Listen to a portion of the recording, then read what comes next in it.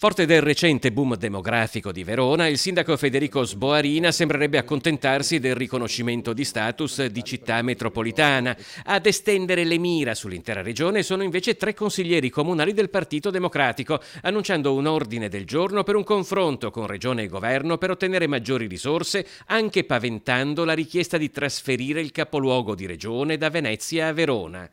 Da Venezia la risposta arriva a stretto giro proprio dal Consiglio regionale. Io posso capire che Verona stia aumentando gli abitanti ed è giusto che continui a progredire come città, non è una questione di abitanti, non è solo una questione di numeri, è una questione anche di riferimenti storici che il Veneto ha ormai appunto da parecchio tempo.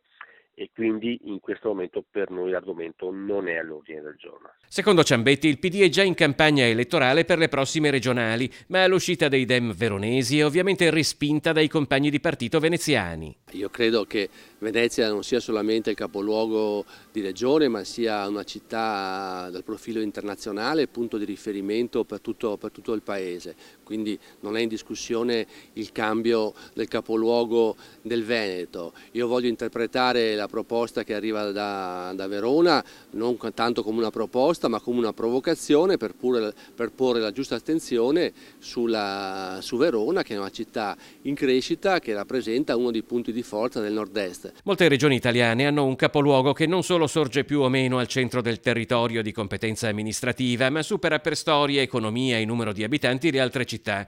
Di queste caratteristiche Venezia sembra aver conservato l'unica cosa che non poteva perdere, il suo passato. Nel 1971 il comune contava tra Laguna e Terraferma 363.000 abitanti, oggi è quasi sotto i 260.000. In meno di 50 anni è scomparsa una città di 103.000 abitanti. Verona ha 257.000 abitanti e dietro l'angolo.